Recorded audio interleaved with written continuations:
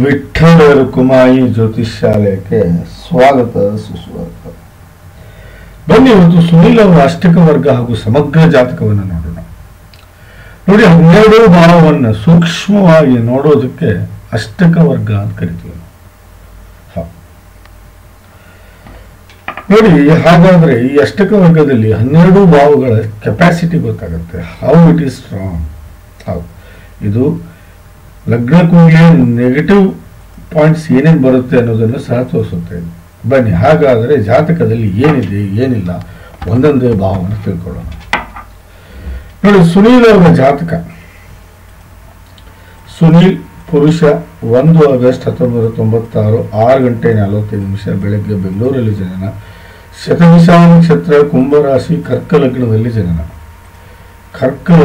ಜನನ. ಹಾಗಾದರೆ ಇವರ ಯೋಗ ಯಾವುದು ಅದನ್ನು ನೋಡಬೇಕಾಗುತ್ತೆ. ನಾನು ಶೋಭನ ಯೋಗದಲ್ಲಿ ಹುಟ್ಟಿದ್ದಾರೆ. ಒಳ್ಳೆಯ ಯೋಗನೇ. ಬನ್ನಿ, ಹಾಗಾದರೆ ಲಗ್ನ ಕುಂಡಲಿ ಏನು ಹೇಳುತ್ತೆ?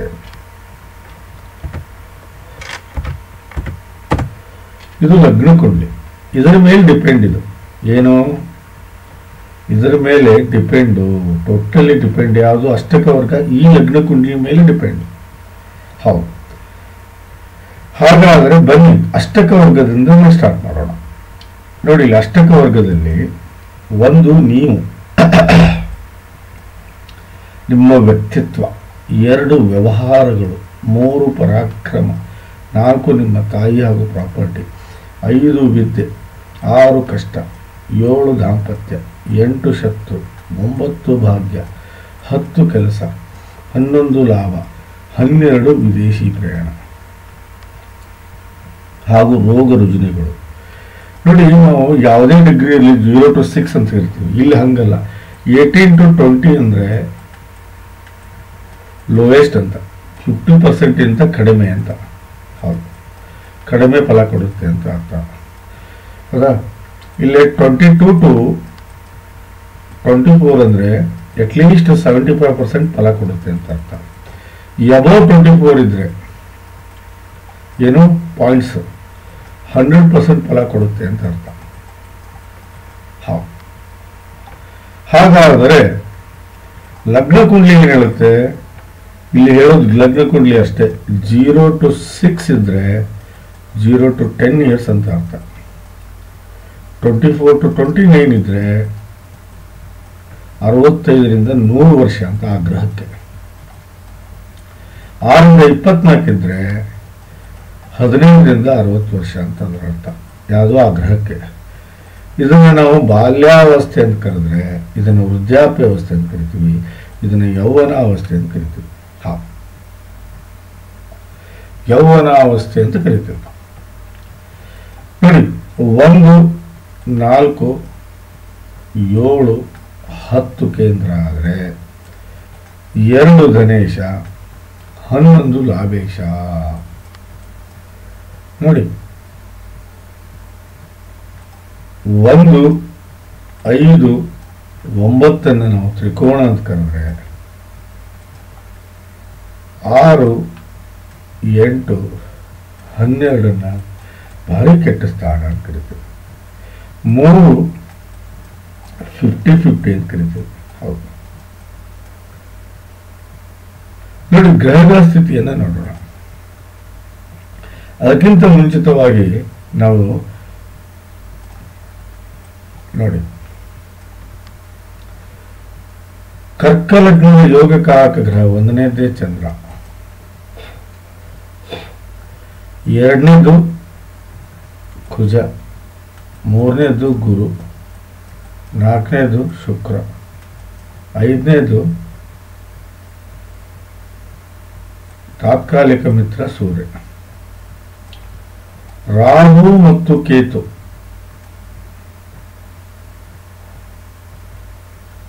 ಅತಿ ದೊಡ್ಡ ವಿರೋಧಿಗಳಾದರೆ ಬುಧ ಮತ್ತು ಶನಿ ಅತಿ ದೊಡ್ಡ ವಿರೋಧಿ. ಹೌದು, ಬುಧ ಮತ್ತು ಶನಿ ಅತಿ ದೊಡ್ಡ ವಿರೋಧಿಗಳು. ಬನ್ನಿ, ಹಾಗಾದರೆ ಗ್ರಹಗಳ ಸ್ಥಿತಿಯನ್ನು ನೋಡೋಣ. ವಕ್ರೀಯ ಶನಿ,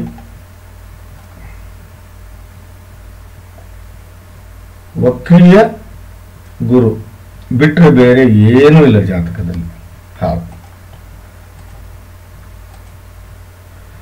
ಹಾಗಾದರೆ ಜಾತಕ ಏನು ಹೇಳುತ್ತೆ, ಅಷ್ಟವರ್ಗ ಏನು ಹೇಳುತ್ತೆ? ಬನ್ನಿ. ಹಾಗಾದರೆ ಲಗ್ನದಲ್ಲಿ ಸೂರ್ಯ ಇದ್ದಾನೆ, ಸ್ವಲ್ಪ ಕೋಪ ಹೆಚ್ಚಿಗೆ ಇವನಿಗೆ, ಮಾಡೋ ಕೆಲಸ ಬಹಳ ಹಾರ್ಡ್ ವರ್ಕರ್ ಇರ್ತಾನೆ ಅದರಲ್ಲಿ. ಹಾಗಾದರೆ ಇದನ್ನು ಸರಿಯಾಗಿ ನಾವು ಕರೆಕ್ಟಾಗಿ ಅರ್ಥೈಸಬೇಕಂದ್ರೆ ಯೋಗಕಾರಕ ಗ್ರಹ ಇವನು. ಯಾರು? ತಾತ್ಕಾಲಿಕ ಮಿತ್ರ ಇವನು ಸೂರ್ಯ, 2ನೇ ಭಾವದ ಸ್ವಾಮಿ. ಹಾಗಾಗಿ ಅಷ್ಟಕ ವರ್ಗದಲ್ಲಿ ಏನು ಹೇಳುತ್ತೆ ಬನ್ನಿ ನೋಡೋಣ. ಅಷ್ಟಕ ವರ್ಗದಲ್ಲಿ 100% ಹೇಳುತ್ತೆ. ಇದರ ಅರ್ಥ ಅಷ್ಟಕ ವರ್ಗದಲ್ಲಿ 100% ಕೊಟ್ಟಿದ್ದಾರೆ. 1ನೇ ಭಾವ 100% ಇದೆ. ಸ್ವಲ್ಪ ಸಿಟ್ಟು ಹೆಚ್ಚಿಗೆ, ಬಹಳ ಕೋಪಿಷ್ಟ, ಬಹಳ ಮುನ್ನುಗ್ತಾನೆ, ಹಿಂದೆ ಮುಂದೆ ವಿಚಾರ ಮಾಡ್ತಾನೆ, ಮುನ್ನುಗ್ತಾನೆ. ಆದರೆ ಜವಾಬ್ದಾರಿತ ವ್ಯಕ್ತಿತ್ವ ಇರುತ್ತೆ, ಬೇಜವಾಬ್ದಾರಿಯಿಂದ ನಡ್ಕೊಳ್ಳೋದಿಲ್ಲ. ಸಿಟ್ಟಿದ್ರೂ ಅಷ್ಟೇ ಜಲ್ದಿ ಕೂಲ್ ಆಗ್ತಾನೆ, ಅಷ್ಟೇ ಎಲ್ಲರನ್ನು ಪ್ರೇಮದಿಂದ ನಡ್ಕೋತಾನೆ. ಅದು ಒಳ್ಳೆ ವ್ಯಕ್ತಿತ್ವವನ್ನು ಹೊಂದಿರ್ತಾನೆ, ಒಳ್ಳೆ ಗುಣಗಳನ್ನು ಬೆಳೆಸ್ಕೊಂಡಿರ್ತಾನೆ, ಒಳ್ಳೆ ವಿಚಾರಗಳಿಗೆ ಬೆಲೆ ಕೊಡ್ತಾನೆ, ಒಳ್ಳೆ ಸಂಗತಿಗಳಿಗೆ ಆಸಕ್ತಿಯನ್ನು ತೋರಿಸ್ತಾನೆ. ಅದು ಅಲ್ಲದೆ ಮೆಂಟಲಿ ಬಹಳ ಸ್ಟ್ರಾಂಗ್ ಇರ್ತಾನೆ. ಮೆಂಟಲಿ ಸ್ಟ್ರಾಂಗ್ ಅಲ್ದೇನೆ ಫಿಸಿಕಲಿ ಬಹಳ ಸ್ಟ್ರಾಂಗ್ ಇರ್ತಾನೆ. ಆಸೆ ಆಕಾಂಕ್ಷೆಗಳನ್ನು ಈಡೇರಿಸ್ಕೊಳ್ಳೋದಲ್ದೇನೆ ಒಳ್ಳೆ ಇಮೇಜ್ ಅನ್ನು ಬೆಳೆಸ್ಕೊಂಡಿರ್ತಾನೆ. ಬುದ್ಧಿವಂತಿಕೆ ನಡೆಯನ್ನು ನಡೀತಾನೆ. ಗ್ರಾಸ್ಪಿಂಗ್ ಪವರ್ ಬಹಳ ಚೆನ್ನಾಗಿರುತ್ತೆ. ಒಳ್ಳೆ ಟೇಸ್ಟ್ ಅನ್ನು ಹೊಂದಿರ್ತಾನೆ. ಇದು 1ನೇ ಭಾವದ ಫಲ. ಹೌದು ನೋಡಿ, ಇಲ್ಲಿ ಸೂರ್ಯ ಇಲ್ಲೇ ನೀವು ಬುಧನ ಶಾಂತಿ ಮಾಡಿದ್ರೆ, ಯಾಕಂದ್ರೆ ಬುಧ ವಿರೋಧಿ ಇವನು. ಬುಧ ವಿರೋಧಿ, 12ನೇ ಭಾವದ ಸ್ವಾಮಿ, 2ನೇ ಮನೆಯಲ್ಲಿ ಬಂದು ಕೂತಿದ್ದಾನೆ. ಸೂರ್ಯ 2ನೇ ಭಾವದ ಸ್ವಾಮಿ ಇವನು. ಇಲ್ಲೇ 1 ಮತ್ತು 2ನೇ ಭಾವದ ಫಲವನ್ನು ಕೊಡ್ತಾನೆ. ಯಾರು? ಸೂರ್ಯ. ಕರೆಕ್ಟಾ? ಇಲ್ಲಿ ಬುಧನ ಶಾಂತಿ ಮಾಡಿದ್ರೆ ನಿಮಗೆ ಆಟೋಮೆಟಿಕ್ ಪಾಯಿಂಟ್ಸ್ ಹೆಚ್ಚಿಗೆ ಆಗುತ್ತೆ. 22 ಇದೆಯಲ್ಲ, ಬಹಳ ಲೋ ಆಯ್ತಿದ್ದು, 50% ಆಯ್ತಿದ್ದು. ಇಲ್ಲಿ ಬುಧನ ಶಾಂತಿ ಮಾಡಿದ್ರೆ 100% ನಿಮಗೆ ಇಲ್ಲೇ ಆಟೋಮೆಟಿಕ್ ಆಗಿ ಈ ಪಾಯಿಂಟ್ಸ್ ಹೆಚ್ಚಿಗೆ ಆಗುತ್ತೆ. ಯಾಕಂದ್ರೆ ಇಲ್ಲಿ 1 ಮತ್ತು 2ನೇ ಭಾವದ ಫಲವನ್ನು ಸೂರ್ಯ ಕೊಡೋನೆ. ಇಲ್ಲಿ ಆಲ್ಮೋಸ್ಟ್ ಆಲ್ ಬುಧ ವಿರೋಧಿ ಬಂದು ಕೂತಿದ್ರಿಂದ ನಿಮ್ಮ ವ್ಯವಹಾರಗಳು ಕುಂಠಿತ ಆಗ್ತಾವೆ. ಒಮ್ಮೊಮ್ಮೆ ಒಂದೊಂದ್ಸಲ ಅಮೌಂಟ್ ಸಿಗಾಕೊಂಡ್ರೆ ವಾಪಸ್ ಬರುವುದೇ ಇಲ್ಲ, ಬಹಳ ತೊಂದರೆಗೀಡಾಗ್ತೀರಾ. ಹಾಗಾಗಿ ಇಲ್ಲಿ ಬುಧನ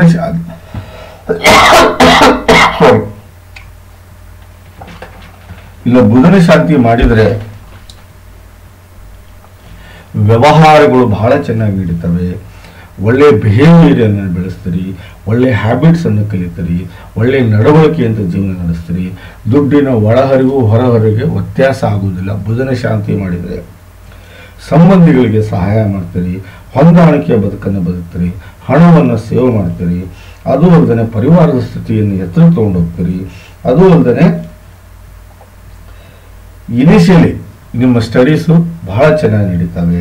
ಮಾತಿನಲ್ಲಿ ವಚನತ್ವ ಇರುತ್ತೆ, ಮಾತಿನಲ್ಲಿ ವ್ಯಕ್ತಿತ್ವವಿರುತ್ತೆ, ಮಾತಿನಲ್ಲಿ ಸತ್ಯಾಂಶ ಇರುತ್ತೆ. ಸಂಸ್ಕಾರ ಹಾಗೂ ನೆಮ್ಮದಿಯ ಬದುಕನ್ನು ಬದುಕ್ತೀರಿ.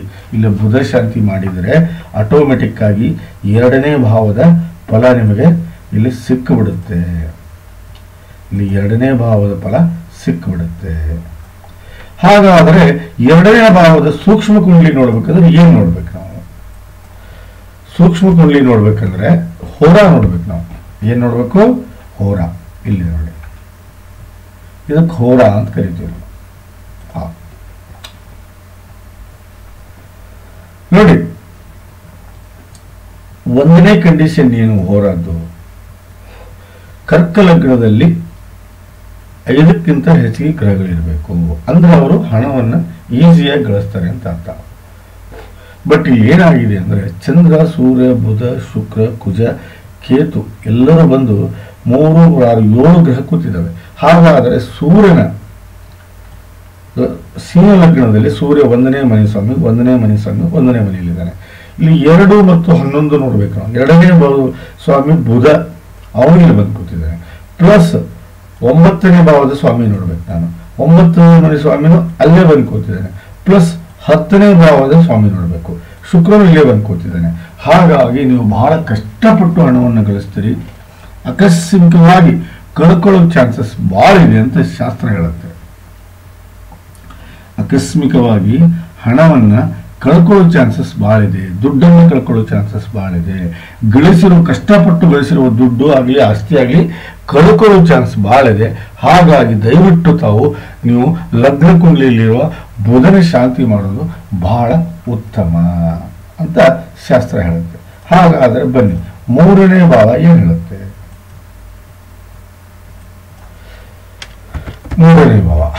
ಮೂರನೇ ಭಾವದಲ್ಲಿ ರಾಹು ಇದ್ದಾನೆ ನೋಡಿ. ಮೂರನೇ ಭಾವದಲ್ಲಿ ರಾಹು ಇದ್ದಾನೆ. ಸೊ ಮೂರನೇ ಭಾವದಲ್ಲಿ ರಾಹು ಒಳ್ಳೆ ಫಲನೇ ಕೊಡ್ತಾನೆ. ಹಾಗಾದರೆ ಈ ಅಷ್ಟಕ ವರ್ಗದಲ್ಲಿ ಮೂರನೇ ಭಾವದಲ್ಲಿ 25 ಡಿಗ್ರಿ ಇದ್ದಾನೆ. ಅಂದರೆ ಎಬೋ 80% ನಿಮಗೆ ಮೂರನೇ ಭಾವದ ಫಲವನ್ನು ಸಿಗುತ್ತೆ ಅಂತ ಶಾಸ್ತ್ರ ಹೇಳುತ್ತೆ. ನಿಮಗೆ ಎಬೋ 80% ನಿಮಗೆ ಲಾಭ ಸಿಗುತ್ತೆ. ಏನು ಹಾಗಾದರೆ 80% ಏನು?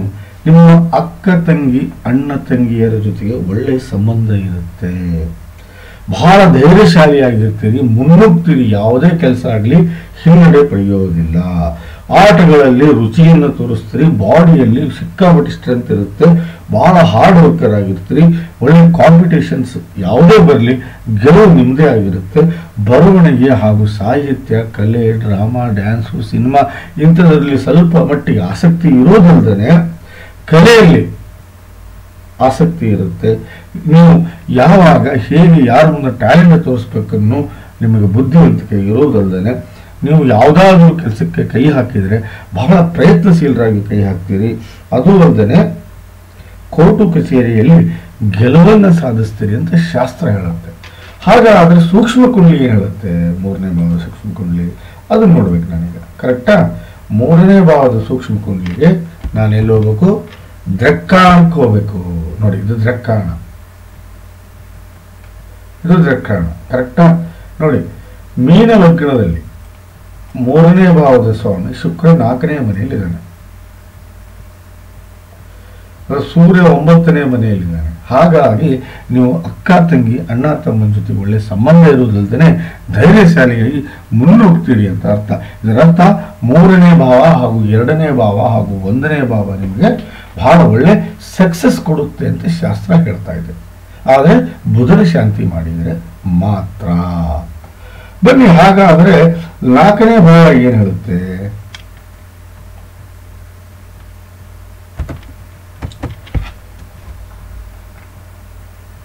4ನೇ ಭಾವ ಶುಕ್ರ 12ನೇ ಮನೆಯಲ್ಲಿದ್ದಾನೆ.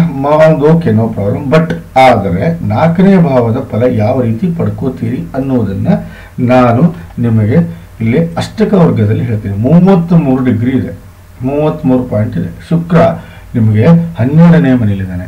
ನೋಡಿ, ಒಂದು ನೆನಪಿಟ್ಕೊಳ್ಳಿ, ಶುಕ್ರ ಯಾವತ್ತಿದ್ರು 4, 7 ಮತ್ತು 12ನೇ ಭಾವದಲ್ಲೇ ಅವನು ಒಳ್ಳೆ ಫಲ ಕೊಡೋದು. ಹಾಗಾಗಿ ಇಲ್ಲಿ 4ನೇ ಭಾವದ ಫಲ ಬಹಳ ಚೆನ್ನಾಗಿ ಪಡ್ಕೊಳ್ತೀರಿ. ಏನದು?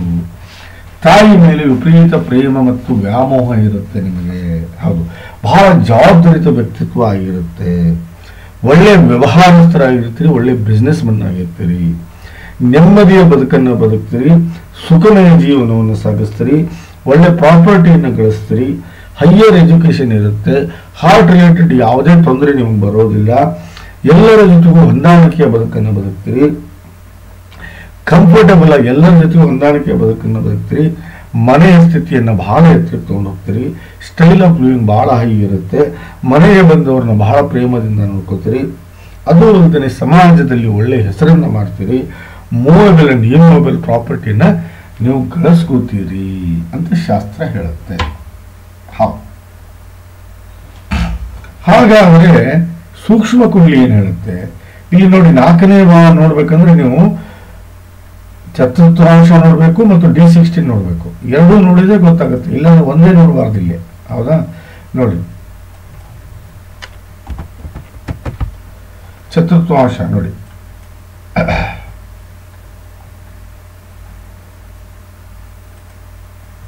ಚತುರ್ಥಾಂಶ ನೋಡಿ, ಇಲ್ಲಿ 1ನೇ ಮನಿ ಸ್ವಾಮಿ ಕುಜ 6ರಲ್ಲಿ ಅಂಗಾರಕ ದೋಷ ಜನರೇಟ್ ಮಾಡಿದರೂ ಸಹ 4ನೇ ಭಾವದ ಸ್ವಾಮಿ 2ನೇ ಮನೆಯಲ್ಲಿ ಬಂದು ಕೂತಿದ್ದಾನೆ, 10ನೇ ಮನೆಯಲ್ಲಿ ಸೂರ್ಯ ಇದ್ದಾನೆ. ಹಾಗಾಗಿ ನೀವು 4ನೇ ಭಾವದ ಎಲ್ಲ ಫಲವನ್ನು ಅನುಭವಿಸ್ತೀರಿ. ಅದರ ಅರ್ಥ ನೀವು ಪ್ರಾಪರ್ಟಿ ಯಾವುದು ನೀವು ಕಾರ್ ಇರ್ಬೋದು, ಆಭರಣಗಳಿರ್ಬೋದು, ಕಾಸ್ಟ್ಲಿಸ್ಟ್ ಮೊಬೈಲ್ ಇರ್ಬೋದು, ಕಾಸ್ಟ್ಲಿಸ್ಟ್ ಐಟಮ್ಸ್ ಇರ್ಬೋದು, ಅವೆಲ್ಲವನ್ನು ಖರೀದಿ ಮಾಡೋದಲ್ಲದೆ ನೀವು ಮನೆ, ಶಾಪು, ಅದು ಅಲ್ಲದೆ ತೋಟ ಇಂಥವೆಲ್ಲನೂ ಮುಂದೆ ಖರೀದಿ ಮಾಡ್ತೀರಿ ಅಂತ ನೋಡಿ 4ನೇ ಭಾವದ ಸ್ವಾಮಿ ಧನೇಶನ ಜಾಗದಲ್ಲಿ ಬಂದು ಕೂತಿದ್ದಾನೆ. ಹಾಗಾದರೆ D16 ಏನು ಹೇಳುತ್ತೆ ಬನ್ನಿ ನೋಡೋಣ.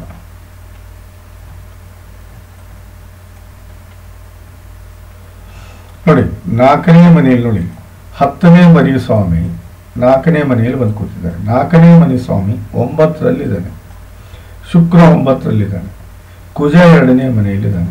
ಸೊ ನೀವು 4ನೇ ಭಾವದ ಸಂಪೂರ್ಣ ಫಲವನ್ನು ನೀವು ಅನುಭವಿಸ್ತೀರಿ ಅಂತ ಶಾಸ್ತ್ರ ಹೇಳ್ತಾ ಇದೆ. ಶಾಸ್ತ್ರ ಏನ್ ಹೇಳ್ತಾ ಇದೆ? 4ನೇ ಭಾವದ ಸಂಪೂರ್ಣ ಫಲವನ್ನು ನೀವು ಅನುಭವಿಸ್ತೀರಿ ಅಂತ ಶಾಸ್ತ್ರ ಹೇಳ್ತಾ ಇದೆ. ಹಾಗಾದರೆ ಬನ್ನಿ 5ನೇ ಭಾವಕ್ಕೆ ಹೋಗೋಣ. ಫಸ್ಟ್ ಜಾತಕದಲ್ಲಿ ನೋಡ್ಕೊಂಡ್ಬಿಡೋಣ. ಲಗ್ನ ಕುಂಡಲಿಯಲ್ಲಿ 5ನೇ ಭಾವ ಏನ್ ಹೇಳುತ್ತೆ ನೋಡ್ಕೊಂಡ್ಬಿಡೋಣ. ನೋಡಿ 5ನೇ ಭಾವ ಯಾರು ಇಲ್ಲ, ಬಟ್ ಕುಜ ಏನಾದಾನೆ 12ನೇ ಮನೆಯಲ್ಲಿದ್ದಾನೆ. ಹೌದು, ಕುಜ 12ನೇ ಮನೆಯಲ್ಲಿದ್ದಾನೆ. So it is wrong. ಹೌದು, ಇಲ್ಲಿ 5ನೇ ಭಾವದ ನೆಗೆಟಿವ್ ಪಾಯಿಂಟ್ ಸಿಗುತ್ತೆ ನಿಮಗೆ. ಹೌದು, ತೋರಿಸ್ತೀನಿ ಬನ್ನಿ. ಇಲ್ಲಿ ಅಷ್ಟಕ ವರ್ಗದಲ್ಲಿ ತೋರಿಸ್ತೀನಿ.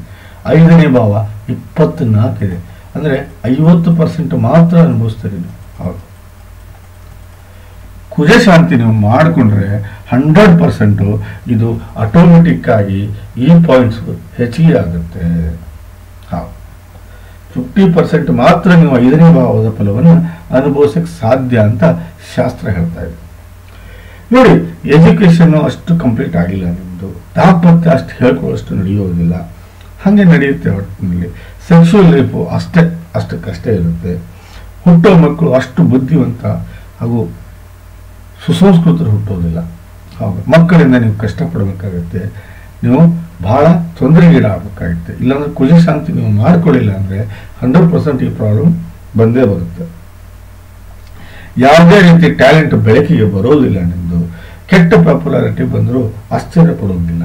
ತಂದೆ ತಾಯಿ ಪ್ರೀತಿ ಪ್ರೇಮ, ತಂದೆ ತಾಯಿ ಅಣ್ಣ ತಮ್ಮ ಅಕ್ಕ ತಂಗಿ ಹೆಂಡತಿ ಮಕ್ಕಳು ಎಲ್ಲ ಸಂಬಂಧಿಗಳದ್ದು ಪ್ರೀತಿ ಬಹಳ ಅಂದರೆ ನಿಮ್ಗೆ ಒಂದು 50% ಸಿಗಬಹುದು ಅಂತ ಶಾಸ್ತ್ರ ಹೇಳ್ತಾ ಇದೆ. ಎಷ್ಟೇ ಕಷ್ಟ ಬಂದರೂ ನೀವು ಎದುರಿಸುವ ಶಕ್ತಿ ಇದೆ, ಆದರೆ ಒಮ್ಮೊಮ್ಮೆ ಧೈರ್ಯವನ್ನು ಕಳ್ಕೊಳ್ತೀರಿ ಅಂತ ಶಾಸ್ತ್ರ ಹೇಳ್ತಾ ಇದೆ. ಸುಖ ಶಾಂತಿಯಿಂದ ಬದುಕು ಬಹಳ ಕಷ್ಟ ಆಗುತ್ತೆ. ಸಾಧನೆಗೆ ದಾರಿ ಸಿಗುವುದಿಲ್ಲ ನಿಮಗೆ. ಒಳ್ಳೆಯ ಗುಣಗಳು ಬೆಳೆಯೋದಿಲ್ಲ.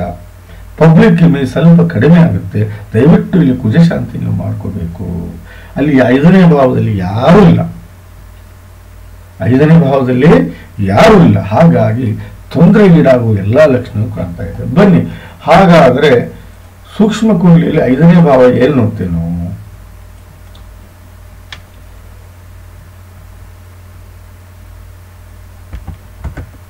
ನೋಡಿ, 5ನೇ ಭಾವ ಬಹಳ ನೋಡ್ತೇವೆ ನಾವು.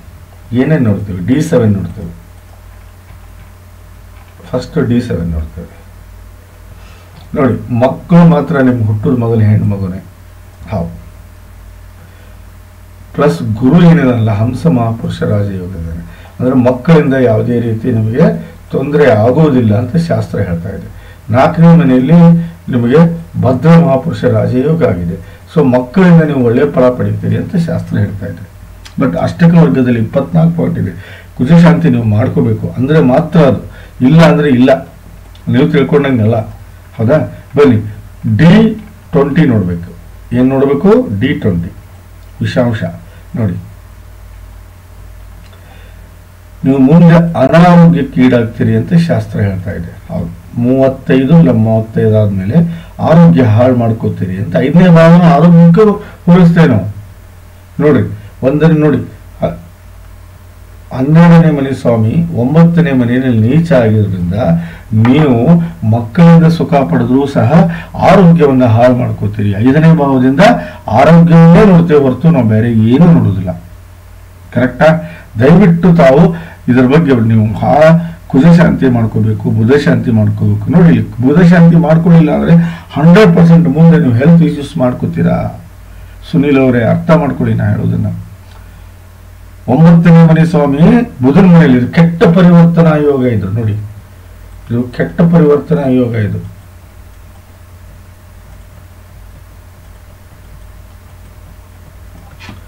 ಕೆಟ್ಟ ಪರಿವರ್ತನಾ ಯೋಗ ಒಳ್ಳೇದಲ್ಲ. 5ನೇ ಭಾವದಲ್ಲಿ ಆರೋಗ್ಯ ಹಾಳಾಗ್ಬೋದು, ದಾಂಪತ್ಯ ಹಾಳಾಗ್ಬೋದು, ಸೆಕ್ಸುವಲ್ ಲೈಫ್ ಹಾಳಾಗ್ಬೋದು, ಕೆಟ್ಟ ಪಾಪ್ಯುಲಾರಿಟಿ ಬರ್ಬೋದು, ಸುಖ ಶಾಂತಿ ಕಡಿಮೆ ಆಗ್ಬೋದು. ಇಲ್ಲಿ ಮಕ್ಕಳು ಪಾಸ್ ಆಗಿಬಿಡ್ತು, ನಿಮ್ದು ಮಕ್ಕಳಿಗೆ ಒಳ್ಳೆ ಸುಖ ಅನುಭವಿಸ್ರಿ ಅಂತ ಬಂದ್ಬಿಡ್ತು, ದಾಂಪತ್ಯದಲ್ಲಿ ತೊಂದರೆ ಆಗ್ಬೋದು. ದಯವಿಟ್ಟು ಹೇಳೋದನ್ನ ಅರ್ಥ ಮಾಡ್ಕೊಳ್ಳಿ. ಇಲ್ಲಿ ಬುಧ ಮತ್ತು ಬುಧ ಶಾಂತಿ ಮಾಡ್ಕೊಳ್ಳೇಬೇಕು, ನೀವು ಗುರು ಶಾಂತಿನೂ ಮಾಡ್ಕೋಬೇಕು. ಯಾಕಂದ್ರೆ ಗುರು 6ನೇ ಮನೆಯಲ್ಲಿದ್ದಾನೆ, ಚಂದ್ರ 8ನೇ ಭಾವದಲ್ಲಿ ಇರೋದ್ರಿಂದ 100% ನಿಮ್ಮ ಆರೋಗ್ಯದ ಸಮಸ್ಯೆ ಕಾಡುತ್ತೆ ಅಂತ ಶಾಸ್ತ್ರ ಹೇಳ್ತಾ ಇದೆ. ಬನ್ನಿ, ಹಾಗಾದ್ರೆ D20 ನೋಡಿದ್ವಿ, ಮತ್ತೆ ಯಾವ್ದು ನೋಡ್ಬೇಕು? D27 ನೋಡ್ಬೇಕು. D27 ಮುಂದೆ ಜೀವನ ಹೇಗಿರುತ್ತೆ ನಿಮ್ದು? ಹೌದು ನೋಡಿ, 9ನೇ ಭಾವದಲ್ಲಿ ವಿರೋಧಿ 6ನೇ ಮನೆ ಸ್ವಾಮಿ ಬಂದು ಕೂತಿದ್ದಾರೆ. This is not good. ನೀವು ನಂಬೋದಿಲ್ಲ, ಶಾಸ್ತ್ರ ಗೀತ್ರ ನಿಮ್ಮ ತಾಯಿ ನಂಬದಷ್ಟು ನೀವು ನಂಬಲ್ಲ, ಸಾಧ್ಯನೇ ಇಲ್ಲ. ನೋಡಿ, 7ನೇ ಮನೆ ಸ್ವಾಮಿ ಕುಜ ನೀಚನಾಗಿದ್ದಾನೆ.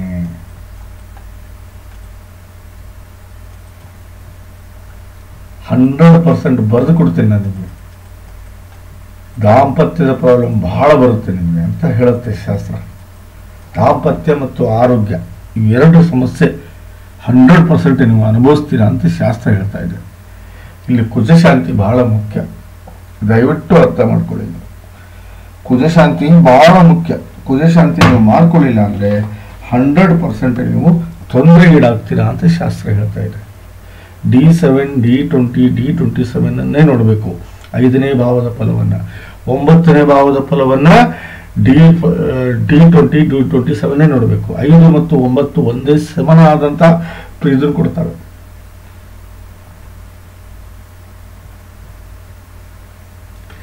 ನೋಡಿ,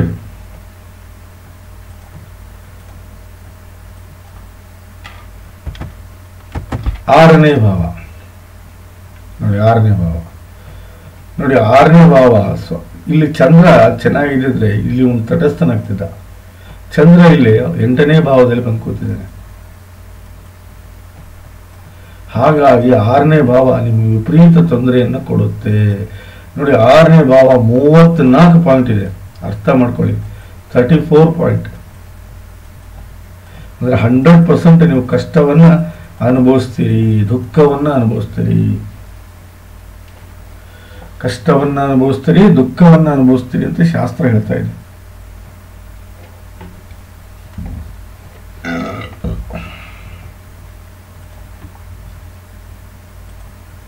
ಆರೋಗ್ಯ ನಂದು ಬಹಳ ಹಾಳಾಗಿತ್ತು. ಅಯ್ಯೋ ಗೊತ್ತಿಲ್ಲ ರೀ, ಯಾವಾಗ ಸಿರಿಧಾನ್ಯವನ್ನು ತಿನ್ನಕ್ಕೆ ಶುರು ಹಚ್ಕೊಂಡೆ ನನ್ನ ಆರೋಗ್ಯ ಏರಾಪೇರಿ ಆಗೋದು ಬಿಟ್ಟು ಬಿಡ್ತು. ಉಲ್ಟಾ ನಾನು ಈಗ ಕನಿಷ್ಠ 10 ತಾಸು ಕೆಲಸ ಮಾಡುವಷ್ಟು ಕೆಪಬಲ್ ಆಗಿದ್ದೀನಿ. ಹೌದು, 10 ತಾಸು ಕೆಲಸ ಮಾಡುವಷ್ಟು ಕೆಪಬಲ್ ಆಗಿದ್ದೀನಿ. ನೋಡಿ, ಗುರು 6ನೇ ಮನೆಯಲ್ಲಿದ್ದಾನೆ. ಚಂದ್ರ ಇವನು 1, 2, 4, 5, 7, 9, 10, 11 ಈ ಭಾವದಲ್ಲಿ ಏನಾದರೂ ಇದ್ದಿದ್ರೆ, 5ನೇ ಭಾವ ಬಿಟ್ಟು, ಯಾಕಂದ್ರೆ 5ನೇ ಭಾವದಲ್ಲಿ ನೀಚಾಗ್ತಾನೆ ನಾವು. ಹೌದಾ, 5ನೇ ಒಂದು ಭಾವ ಬಿಟ್ಟು ಇದ್ದಿದ್ರೆ ನಿಜವಾಗ್ಲೂ ಗುರು ಇಲ್ಲಿ ನಿಮಗೆ ಉಲ್ಟಾ ಕೊಡ್ತಿದ್ದ.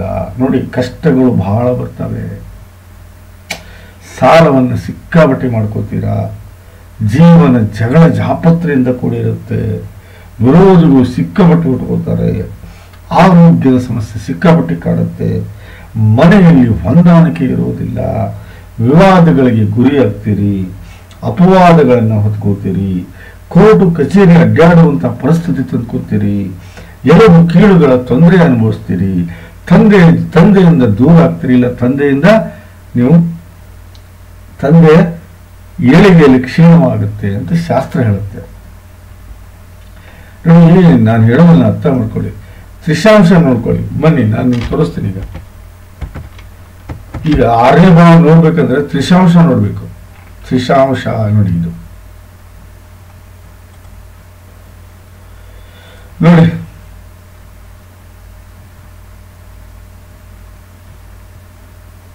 ಇವನು ವಿರೋಧಿ, 9ನೇ ಮನೆ ಸ್ವಾಮಿ, ಇವನು ಓಕೆ ಬುಧ. ಬಟ್ ಇಲ್ಲಿ ಶನಿ, ರಾಹು, ಸೂರ್ಯ, ರಾಹು, ಕೇತು, ಶುಕ್ರ ಓಕೆ, ದುಡ್ಡಿಗೆ ಏನು ಕಡಿಮೆ ಆಗೋದಿಲ್ಲ, ಆದರೆ ದಾಂಪತ್ಯ ಮಾತ್ರ ಕೆಡುತ್ತೆ ಅಂತ ಶಾಸ್ತ್ರ ಓಪನ್ ಆಗಿ ಹೇಳುತ್ತೆ.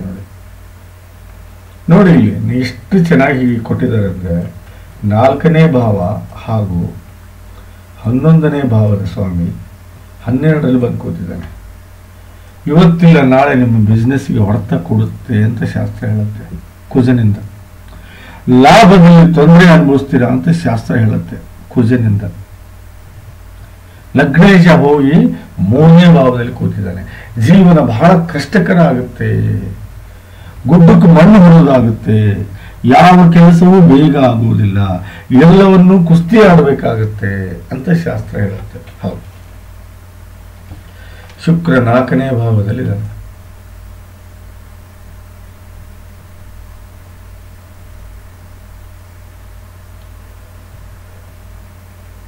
ಶುಕ್ರ 4ನೇ ಭಾವದಲ್ಲಿದ್ದಾನೆ. ಇವರಿಂದ ನಿಮ್ಮ ಜೀವನ. ಹೌದು, ಶುಕ್ರ 12ನೇ ಭಾವದಲ್ಲಿ ಲಗ್ನ ಕುಂಡಲಿಯಲ್ಲಿದ್ದರೂ ಸಹ ತ್ರಿಶಾಂಶದಲ್ಲಿ ನೋಡಿ. ಬನ್ನಿ ಹಾಗಾದರೆ 7ನೇ ಭಾವ ಏನು ಹೇಳುತ್ತೆ ನೋಡೋಣ.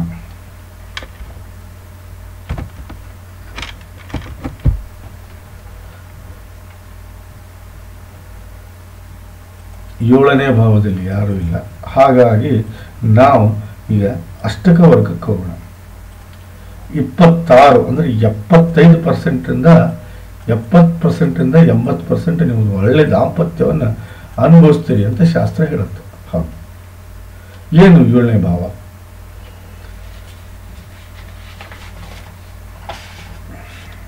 ದಾಂಪತ್ಯ ಹೆಂಡತಿ ಗುಣಗಳು 70ರಿಂದ 80% ನಿಮಗೆ ಅಡ್ಜಸ್ಟ್ ಆಗ್ತಾವ ಅಂತ ಹೇಳುತ್ತೆ. ದಾಂಪತ್ಯದ ಆಯುಷು 70ರಿಂದ 80% ಇರುತ್ತೆ ಅಂತ ಹೇಳುತ್ತೆ. ದಿನನಿತ್ಯ ಬರುವಂಥ ದುಡ್ಡು 70% ಬರ್ಬೋದು. ನಿಮಗೆ ಯಾವುದೇ ಪಾರ್ಟ್ನರ್ಶಿಪ್ ಮಾಡಿದ್ರು 70% ಲಾಭ ಆಗ್ಬೋದು. ಸೆಕ್ಸುವಲ್ ಲೈಫು 70% ಅನುಭವಿಸ್ಬೋದು, 100% ದಿನನಿತ್ಯದ ನಡವಳಿಕೆ, ಒಂದಿನ ಕಷ್ಟ ಒಂದಿನ ಸುಖ ಹಾಗೇನಿಲ್ಲ, ಒಂದೇ ಲೆವೆಲಲ್ಲಿ ಜೀವನ ಸಾಗುತ್ತೆ. ಸ್ವಂತ ಬಿಸ್ನೆಸ್ ಮಾಡಿದ್ರೆ 100ಕ್ಕೆ 100% ಲಾಭ ಪಡಿತೀರಾ. ಪ್ರೊಫೆಷನಲಿ ಏನಾದರೂ ನೀವು ಮಾಡಕ್ಕೆ ಹೋದ್ರೆ ಒಳ್ಳೆ ಹೆಸರು ಮಾಡ್ತೀರಾ ಅಂತ ಶಾಸ್ತ್ರ ಹೇಳುತ್ತೆ. ಬಟ್ ನವಮಾಶ ಏನು ಹೇಳುತ್ತೆ ಅದು ಬಹಳ ಮುಖ್ಯ. ನವಮಾಶ ಏನು ಹೇಳುತ್ತೆ ಅದು ಬಹಳ ಮುಖ್ಯ. ಬನ್ನಿ ನವಮಾಶಕ್ಕೆ ಹೋಗೋಣ.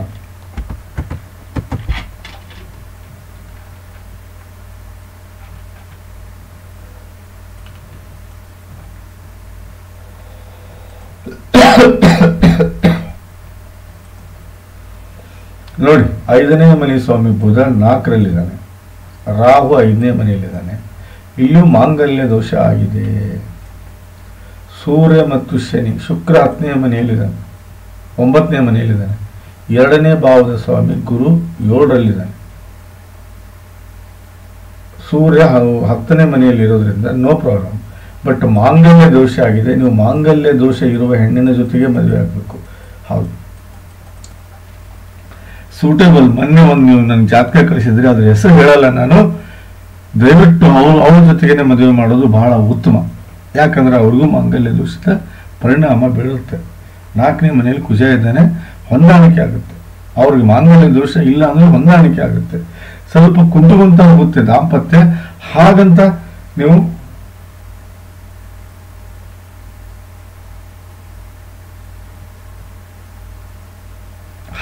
ನೀವು ಬೇಡ ನೋಡಿ ಮಾಡ್ಕೊಳ್ಳಿ, ಅದರಲ್ಲಿ ಯಾವುದೂ ಚಿಂತೆ ಇಲ್ಲ. ಹೌದು, ಬಟ್ 11ನೇ ಮನೆಯಲ್ಲಿ ಗ್ರಹಣ ದೋಷ ಆಗಿದೆ. ಮೋಸ್ಟ್ ಪ್ರಾಬಬ್ಲಿ ನಿಮ್ಮ ಸಿಸ್ಟರ್ ಆಗಲಿ ಅಥವಾ ನಿಮ್ಮ ಚಿಕ್ಕಮ್ಮ ಆಗಲಿ ಅಥವಾ ನಿಮ್ಮ ರಿಲೇಟಿವ್ಸ್ ಆಗಲಿ ಈ ಮದುವೆಗೆ ಒಪ್ಪದೆ ಹೋಗ್ಬೋದು ಅಂತ ಅನಿಸುತ್ತೆ ನನಗೆ. ಹೌದು, ಯಾಕಂದ್ರೆ ಚಂದ್ರ ಕೇತು ಗ್ರಹಣ ದೋಷ ಜನರೇಟ್ ಮಾಡಿದ್ದಾರೆ. So okay, carry on. 7ನೇ ಭಾವ ಚೆನ್ನಾಗಿದೆ, ಅದರಲ್ಲಿ ಯಾವುದೇ ಸಂಶಯ ಬೇಡ. ಬನ್ನಿ ಹಾಗಾದರೆ 8ನೇ ಭಾವ ಏನು ಹೇಳುತ್ತೆ ನೋಡೋಣ. ನೋಡಿ ಇವರೇ, 8ನೇ ಭಾವ ಚಂದ್ರ 1ನೇ ಮನೆ ಸ್ವಾಮಿ 8ರಲ್ಲಿ ಬಂದು ಕೂತಿದ್ದಾನೆ. This is not good year. ಇದು ಒಳ್ಳೆ ಬೆಳವಣಿಗೆ ಅಲ್ಲ. 20% ನೋಡಿ, 8ನೇ ಭಾವದಲ್ಲಿ 20% ಅಡ್ಡಿ ಇಲ್ಲ. ಬಿಲೋ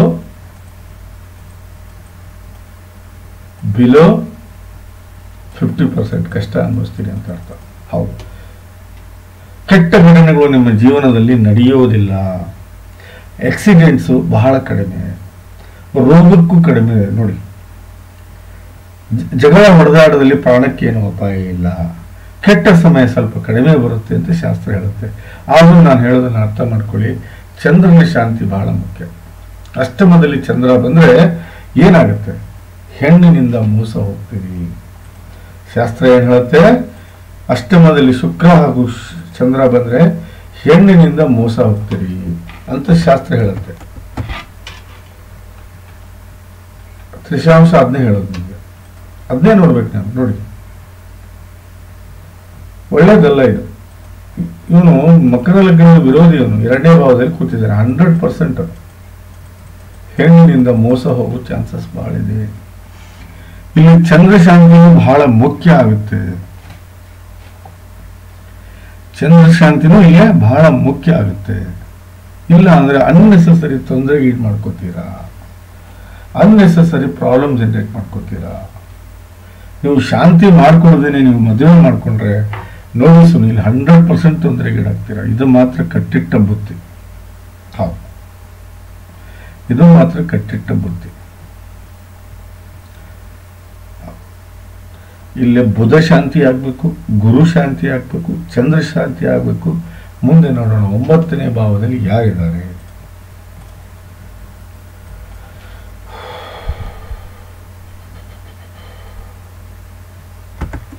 ಬನ್ನಿ, 9ನೇ ಭಾವದಲ್ಲಿ ಶ್ರಪಿತ ದೋಷ ಆಗಿದೆ.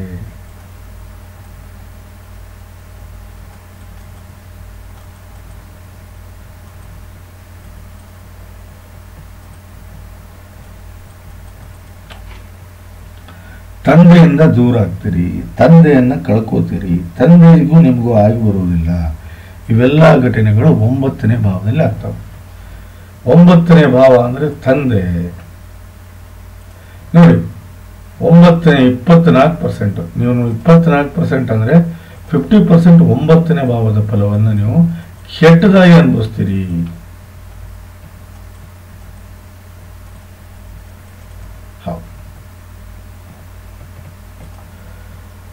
ಹಾಗಾದರೆ ಇದನ್ನ ಏನ್ ಮಾಡ್ಬೇಕು ನಾನು? ನೋಡಿ, ಫಸ್ಟ್ ನೀವು ಶಾಂತಿ ಆಗದೇನೆ ಏನು ಮಾಡೋಕ್ಕಾಗಲ್ಲ. ಶ್ರಪಿತ ದೋಷ ಇದು, ಒಳ್ಳೇದಲ್ಲ ಇದು. ಹೌದು, ಶ್ರಪಿತ ದೋಷ 9ನೇ ಭಾವದಲ್ಲಿ ಏನಾದರೂ ಆದ್ರೆ ತಂದೆಯಿಂದ ದೂರ ಆಗ್ತಾರೆ, ತಂದೆಯನ್ನು ಕಳ್ಕೋತಾರೆ. ಇಲ್ಲ ತಂದೆಯವರೆಗೂ 69 ಆಗುತ್ತೆ. ಇಲ್ಲ ಅಂತಂದ್ರೆ ಇವರು ಒಂದು ತಂದೆಯಿಂದ ಏನು ಎಫೆಕ್ಟ್ ಆಗಿಲ್ಲ ಅಂದ್ರೆ ಇವರು ಅಲ್ಪ ಆಯು ಆಗ್ತಾರೆ. ತಂದೆ ಚೆನ್ನಾಗಿದ್ರೆ 100% ಅಲ್ಪ ಆಯು ಆಗ್ತಾರೆ. ಬಟ್ ಇಲ್ಲಿ ತ್ರಿಪಿಂಡ ನಾರಾಯಣ ಬಲಿ ನೀವು ಕೊಡ್ಲಿಲ್ಲ ಅಂದ್ರೆ ಅನ್ನೆಸೆಸರಿ ನೀವು ಪ್ರಾಬ್ಲಮ್ ಈಡಾಗ್ತೀರಿ. ಇದು ಮಾತ್ರ 100%. ತ್ರಿಪಿಂಡ ನಾರಾಯಣ ಬಲಿ ಕೊಡ್ಲೇಬೇಕು. ನೀವು ಕೊಡ್ಲಿಲ್ಲ ಅಂದ್ರೆ 100% ನೀವು ತೊಂದರೆಗೀಡಾಗ್ತೀರಿ.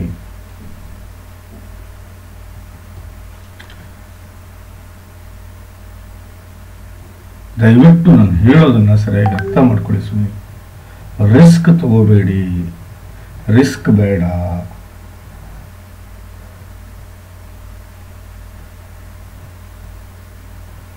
ರಿಸ್ಕ್ ಬೇಡ. ಹೌದು, ನಾನು ಹೇಳುವ ಗ್ರಹಗಳ ಶಾಂತಿ ಆಗ್ಲೇಬೇಕು. ಆಕಳ ದಾನ ಮಾಡಿ. ಯಾಕಂದ್ರೆ ಶ್ರಪಿತ ದೋಷ ಶನಿ ನೋಡಿ, ಕರ್ಕ ಲಗ್ನದ 8ನೇ ಭಾವದ ಸ್ವಾಮಿ ಅವನು. 8 ಆಕಸ್ಮಿಕ ಘಟನೆಗಳು, ಕೆಟ್ಟ ಘಟನೆಗಳು, ಆಕ್ಸಿಡೆಂಟು, ರೋಗ, ಜಗಳ ಹೊಡೆದಾಟ, ಕಷ್ಟಗಳು, ಸಾಲಗಳು, ಜಗಳ ಜಾಪತ್ರೆ, ವಿರೋಧ, ಆರೋಗ್ಯ, ಹೊಂದಾಣಿಕೆ, ವಿವಾದ, ಅಪವಾದ, ಕೋರ್ಟು ಕಚೇರಿ, ರೋಗ, ತಂದೆಯ ವ್ಯವಹಾರ, ತಂದೆಯ ಆರೋಗ್ಯ, ಇವೆಲ್ಲವೂ ಅಷ್ಟಮದಿಂದ ನೋಡ್ತೀವಿ. ಇಲ್ಲಿ ನೋಡಿ, ಇಲ್ಲಿ 9ನೇ ಮನೆಯಲ್ಲಿ ಬಂದು ಕೂತಿದ್ದಾನೆ. 9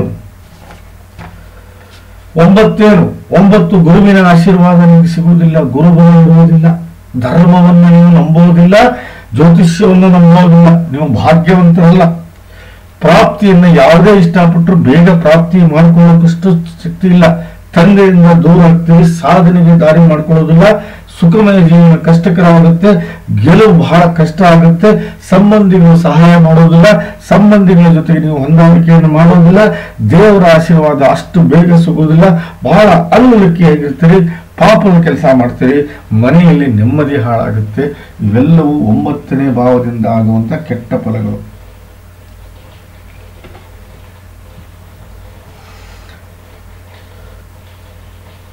ಹಾಗಾದ್ರೆ ಸೂಕ್ಷ್ಮ ಕುಂಡ್ಲಿ ಏನ್ ಹೇಳುತ್ತೆ ಬನ್ನಿ ನೋಡೋಣ.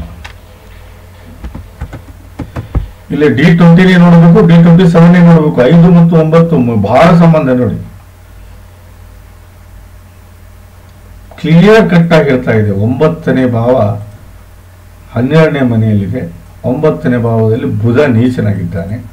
100% ನಾ ಹೇಳೋದು ಅರ್ಥ ಮಾಡ್ಕೊಳ್ಳಿ. ಒಂದು ಆರೋಗ್ಯ ಇಲ್ಲ ಅಲ್ಪಾಯು, ನೀವು ಬೈಕೊಡು ಬರ್ಕೊಡ್ರಿ, ಅಲ್ಪಾಯು, ಇವೆಲ್ಲ ಚಾನ್ಸ್ ಇದೆ ನೋಡಿ. 9ನೇ ಮನೆ ಸ್ವಾಮಿ 12ನೇ ಮನೆಯಲ್ಲಿ ಬಂದು ಕೂತಿದ್ದಾನೆ. 12ನೇ ಮನೆ ಸ್ವಾಮಿ 9ನೇ ಮನೆಯಲ್ಲಿ ನೀಚನಾಗಿದ್ದಾನೆ. 100% ಅಲ್ಪ ಆಯು ಆಗುವ ಚಾನ್ಸಸ್ ಬಹಳ ಇದೆ. ಆರೋಗ್ಯದ ಸಮಸ್ಯೆ ಕಾಡು ಬಹಳ ಇದೆ. 5ನೇ ಮನೆ ಸ್ವಾಮಿ ಯಾರು? ಅಷ್ಟಮದಲ್ಲಿ ಕುಜ ಇದ್ದಾನೆ. ದಿಸ್ ಇಸ್ ನಾಟ್ ಗುಡ್ ಯಾರ್. 5ನೇ ಮನೆ ಸ್ವಾಮಿ ಅವನು ನೋಡಿ, ಅಷ್ಟಮದಲ್ಲಿ ಕುಜ. 5ನೇ ಮನೆ ಸ್ವಾಮಿ ಕುಜ ಕರ್ಕಲಗ್ನಕ್ಕೆ. ದಯವಿಟ್ಟು ಸುನಿಲ್ ಅವರೇ, ನಿಮ್ಮಲ್ಲಿ ಕಳಕಳಿಯ ವಿನಂತಿ, ಆದ್ಯ ಆಚಾರ್ಯರು ಕರ್ಮಕಾಂಡಿ ಬ್ರಾಹ್ಮಿಣ್ಸು ಯಾರು 12 ಇಲ್ಲ 14ನೇ ಶತಮಾನದಿಂದ ಒಂದೇ ದೇವಸ್ಥಾನದಲ್ಲಿ ಪರಂಪರಾಗತವಾಗಿ ಪೂಜೆ ಹೋಮ ಹವನಗಳನ್ನು ಮಾಡಿಕೊಂಡು ಬಂದಿರುವಂತಹ ಬ್ರಾಹ್ಮಣರನ್ನ ಆದ್ಯ ಆಚಾರ್ಯರು ಕರ್ಮಕಾಂಡಿ ಬ್ರಾಹ್ಮಿಣ್ಸ್ ಅಂತ ಕರೀತಾರೆ. ಅವ್ರ ಕಡೆಯಿಂದ ನೀವು ದಯವಿಟ್ಟು ನೀವು ಹೋಮ ಹವನಗಳನ್ನ ಮತ್ತು ಪೂಜೆ ಮತ್ತು ಜಪವನ್ನ ಮಾಡಿಸ್ಕೊಂಡಿದ್ದೇ ನಿಜವಾದ್ರೆ 100% ನಿಮ್ಮ ಪ್ರಾಬ್ಲಮ್ ಸಾಲ್ವ್ ಆಗುತ್ತೆ. ಇಲ್ಲ ಅಂದ್ರೆ ಅನ್ನೆಸೆಸರಿ ತೊಂದರೆ ಮಾಡ್ಕೋತೀರಾ.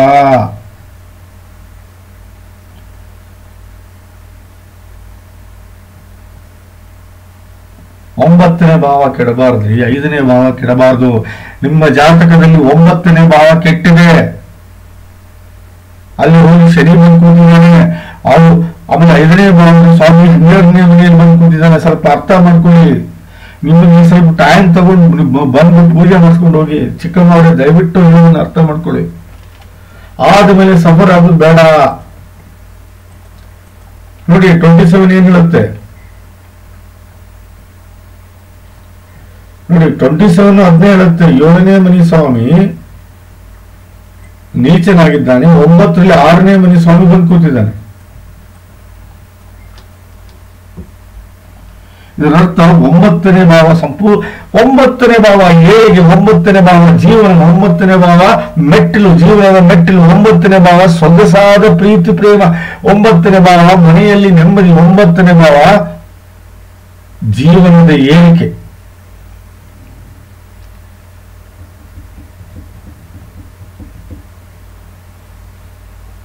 ನೋಡಿ, ನಾನಂಕರು ಹೇಳಿದ್ದೇನೆ, ಇದರ ಮೇಲೆ ನಿಮ್ಗೆ ಬಿಟ್ಟೇನೆ.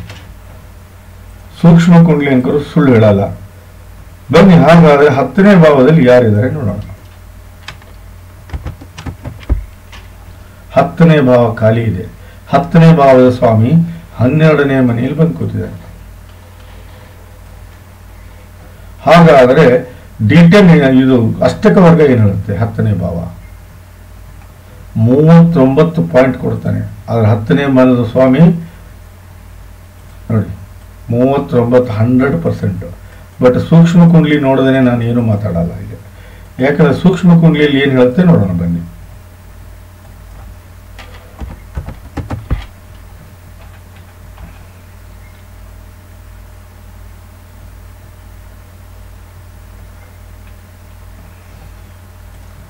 %. 10ನೇ ಭಾವದ ಸ್ವಾಮಿ 7ನೇ ಮನೆಯಲ್ಲಿ ಕೇತು ಯುತಿಯಾಗಿದ್ದಾನೆ.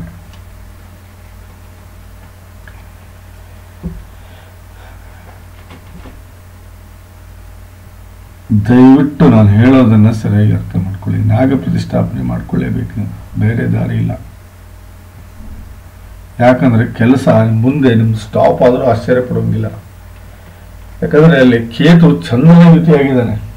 ಒಳ್ಳೆಯದಲ್ಲ ಅದು ಚಂದ್ರನ ಯುತಿ ಆಗೋದು. ಚಂದ್ರನ ಯುತಿ ಆಗೋದು ಕೇತು ಒಳ್ಳೆಯದಲ್ಲ. The most dangerous it is. ನೋಡಿ ಇಲ್ಲಿ 9ರಲ್ಲಿ ಶುಕ್ರ ಇದ್ದಾನೆ, ನೋ ಪ್ರಾಬ್ಲಮ್. ಬಟ್ ಇಲ್ಲಿ ನಾಗ ಪ್ರತಿಷ್ಠಾಪನೆ ನೀವು ಮಾಡ್ಕೊಳ್ಳೇಬೇಕು ಕೆಲಸದ ವಿಚಾರವಾಗಿ. ಮುಂದೆ ಒಂದಿನ ಸ್ಟಾಪ್ ಆಗೋ ಚಾನ್ಸಸ್ ಭಾಳ ಇದೆ ಅಂತ ಶಾಸ್ತ್ರ ಹೇಳ್ತಾ ಇದೆ ಕೆಲಸದ ವಿಚಾರವಾಗಿ. 11ರಲ್ಲಿ 34% ಇದೆ, ನೋ ಪ್ರಾಬ್ಲಮ್. ಏನೇ ಮಾಡಿದ್ರು ನೀವು ಲಾಭದಲ್ಲಿ ಇರ್ತೀರಾ ಅಂತ ಅರ್ಥ ಇದೆ. ಹೌದು.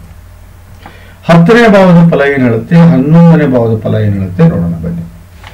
10ನೇ ಭಾವ, ನೀವು ಕೆಲಸ ಮಾಡುವ ಕೆಲಸ ಇಷ್ಟ ಇರುತ್ತೆ, ಕೆಲಸದ ವಿಧಾನ ಇಷ್ಟ ಆಗುತ್ತೆ, ಕೆಲಸದಲ್ಲಿ ಗೆಲುವು ಕಾಣ್ತೀರಿ, ಕೆಲಸದಲ್ಲಿ ಗಳಿಕೆ ಕಾಣ್ತೀರಿ. ತಂದೆ ಜೊತೆಗೆ ಅಷ್ಟು ಹೇಳ್ಕೊಳ್ಳೋಷ್ಟು ಸಂಬಂಧ ಇರೋದಿಲ್ಲ. ನೀವು ಮಾನ ಪ್ರತಿಷ್ಠೆ, ಸ್ಥಾನ ಮಾನ, ಯಶಸ್ಸು, ಕೀರ್ತಿ, ಆರೋಗ್ಯ ಎಲ್ಲವನ್ನೂ ಪಡ್ಕೋತೀರಿ ಅಂತ ಶಾಸ್ತ್ರ ಹೇಳುತ್ತೆ. ಆದರೆ ಕೇತು ಶಾಂತಿ ಆಗ್ಬೇಕು ಅಂದರೆ ಇಲ್ಲೇ ನಾಗ ಪ್ರತಿಷ್ಠಾಪನೆ ಮಾಡ್ಕೋಬೇಕು. ನೋಡಿ, ಅಕ್ಕ ತಂಗಿ ಅಣ್ಣ ತಂಗಿ ಜೊತೆ ಒಳ್ಳೆ ಸಂಬಂಧ ಇರುತ್ತೆ, ಜೀವನವನ್ನು ಲಾಭದಿಂದ ತಗೊಂಡು ಹೋಗ್ತೀರಿ, ಸಣ್ಣ ಪುಟ್ಟ ರೋಗಗಳಿಂದ ದೂರ ಇರ್ತೀರಿ, ಆಶೆ ಆಕಾಂಕ್ಷೆಗಳು ಈಡೇರ್ತವೆ, ಸಣ್ಣ ಪುಟ್ಟ ತಿರುಗಾಟದಿಂದ ಲಾಭ ಆಗುತ್ತೆ, ಹಂತ ಹಂತವಾಗಿ ಬೆಳಿತೀರಿ, ಹಂತ ಹಂತವಾಗಿ ಗ್ರೋತ್ ಆಗ್ತೀರಿ, ದೊಡ್ಡ ಆಭರಣ ಹಣವನ್ನು ಗಳಿಸ್ತೀರಿ, ಹಣವನ್ನು ಸೇವ್ ಮಾಡ್ತೀರಿ, ಬ್ಯಾಂಕ್ ಬ್ಯಾಲೆನ್ಸ್ ಮೇಂಟೈನ್ ಮಾಡ್ತೀರಿ, ಮಿತ್ರರನ್ನು ಒಳ್ಳೆ ಸಂಬಂಧ ಇರುತ್ತೆ, ಪ್ರಭಾವಿ ವ್ಯಕ್ತಿ ಆಗ್ತೀರಿ ಅಂತ ಶಾಸ್ತ್ರ ಹೇಳುತ್ತೆ. ಹೌದು ಬನ್ನಿ, ಹಾಗಾದ್ರೆ ಸೂಕ್ಷ್ಮ ಕುಂಡಲಿ ಏನು ಹೇಳುತ್ತೆ, 10ನೇ ಭಾವದ ಹೇಳಿದೆ ನಾನು, ನೋ ಪ್ರಾಬ್ಲಮ್. ಬಟ್ ಇಲ್ಲೇ ಕೇತು ಶಾಂತಿ ಆಗ್ಬೇಕಷ್ಟೆ, ಬೇರೆ ಏನು ಹೇಳಲ್ಲ ನಾನು. ಕರೆಕ್ಟಾ? ಬನ್ನಿ, ಹಾಗಾದರೆ 11ನೇ ಭಾವ.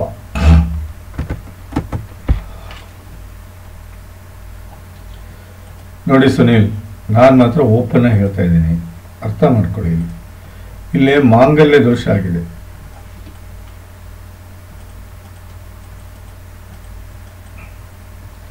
ಮಾಂಗಲ್ಯ ದೋಷವಿರೋ ಹೆಣ್ಣಿನ ಜೊತೆಗೆ ಮದುವೆ ಆಗಬೇಕು. ಆದರೆ ಆದಷ್ಟು ಒಂದು 7 ಕ್ಯಾರೆಟ್ ಓಪೆಲ್ ಹಾಕೊಳ್ಳೋದು ಅಡ್ಡಿ ಇಲ್ಲ ನಿಮಗೆ. ಸೂಕ್ಷ್ಮ ಕುಂಡಲಿ ನೋಡಿದ ಮೇಲೆ ನನಗೆ ಅನಿಸ್ತಾ ಇದೆ ಓಪೆಲ್ ಹಾಕೊಳ್ಳೋದು ಒಳ್ಳೆಯದು ಅಂತ. ಹೌದು, ಇಲ್ಲಿ ನೋಡಿ ನಾನು ಹೇಳೋದನ್ನ ಅರ್ಥ ಮಾಡ್ಕೊಳ್ಳಿ. ಸೂರ್ಯ ಮತ್ತು ಶುಕ್ರ ಇವ್ರನ್ನ ಬಿಟ್ಟು ಎಲ್ಲ ಗ್ರಹಗಳ ಶಾಂತಿ ಮಾಡ್ಕೋಬೇಕು ನಾನು. ಹೌದು, ಪ್ಲಸ್ ಆಕಳ ದಾನ ಆಗಬೇಕು. ಯಾಕೆ ಚಿಕ್ಕಮ್ಮವ್ರೆ, ಯಾಕೆ ಇಷ್ಟು ಲೇಟ್ ಮಾಡಿದ್ರಿ?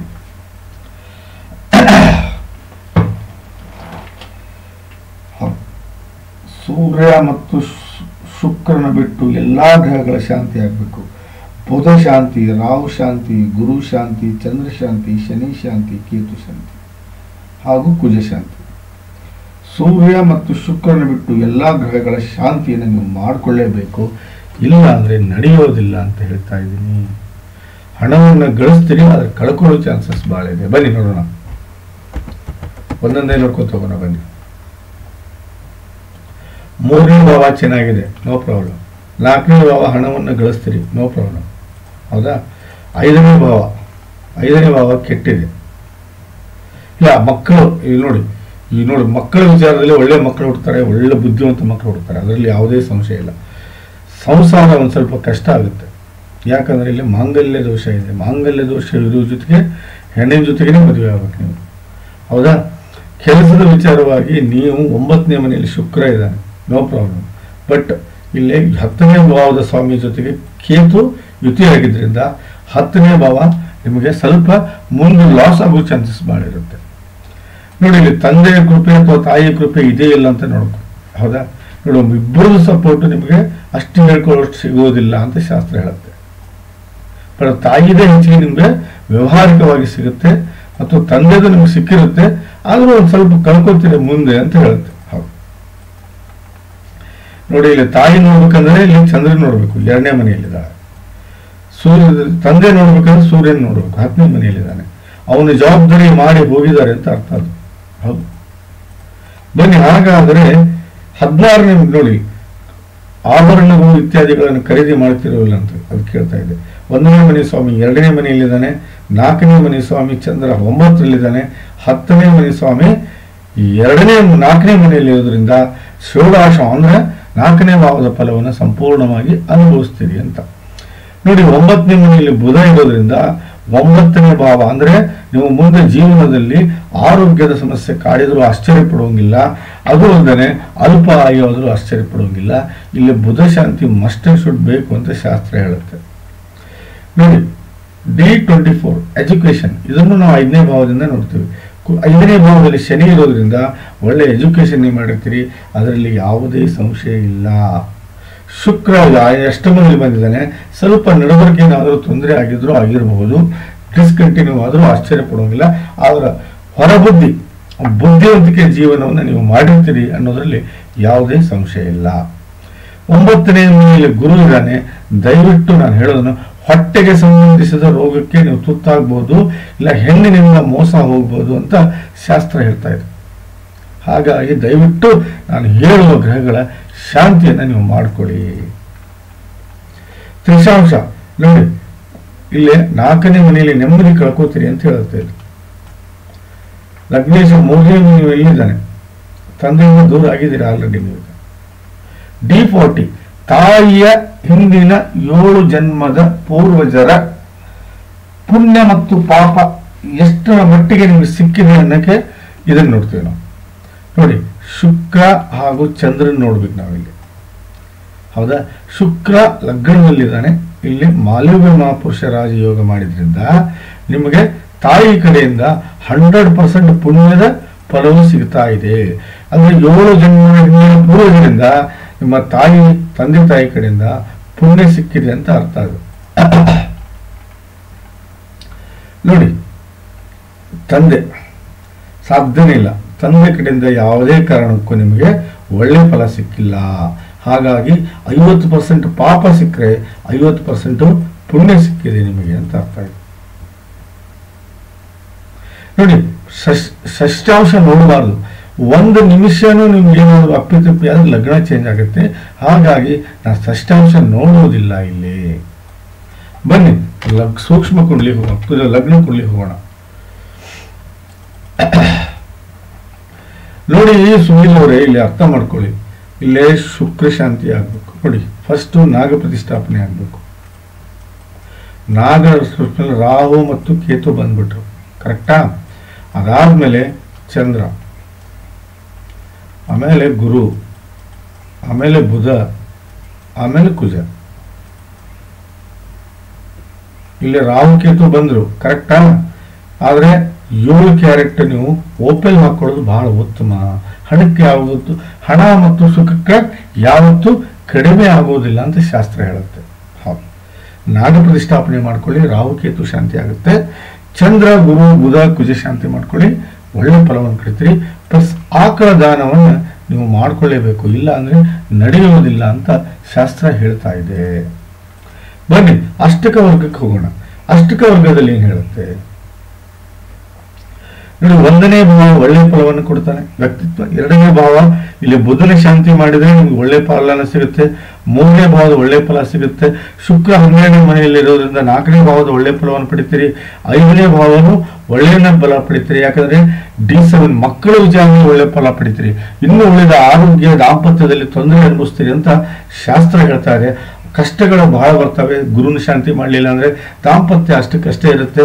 ಸ್ವಲ್ಪ ಸಾವಿನಿಂದ ಸ್ವಲ್ಪ ಅಂದ್ರೆ ಏನಂತಾರೆ ಅನ್ನೆಸೆಸರಿ ಕೆಟ್ಟ ಘಟನೆಗಳಿಂದ ಸ್ವಲ್ಪ ದೂರ ಇರ್ತೀರಿ. ಇಲ್ಲಿ ಶನಿ ಮತ್ತು ಕೇತು ಶಾಂತಿ, ಶಪಿತ ಶಾಂತಿ, ತ್ರಿಪಿಂಡ ನಾರಾಯಣ ಬಲಿ ಕೊಡ್ಲಿಲ್ಲ ಅಂದ್ರೆ 100% ಪ್ರಾಬ್ಲಮ್ ಅನುಭವಿಸ್ತೀರಿ. ಕುಜ ಶಾಂತಿ ಮಾಡಿದ್ರೆ 100% ಒಳ್ಳೆ ಕೆಲಸ ನಡೆಯುತ್ತೆ, ಲಾಭದಲ್ಲಿ ಜೀವನ ಮಾಡ್ತೀರಿ, ಹಾಗೂ ಮಾಂಗಲ್ಯ ದೋಷದಿಂದ ಮುಕ್ತರಾಗಿ ಕುಜ ಶಾಂತಿ ಮಾಡ್ಕೊಂಡಂತ ಶಾಸ್ತ್ರ ಹೇಳುತ್ತೆ. ಬನ್ನಿ ಹಾಗಾದ್ರೆ ಯಾವ ದಶೆಯಲ್ಲಿದ್ದೀರಿ ಅಂತ ನೋಡೋಣ.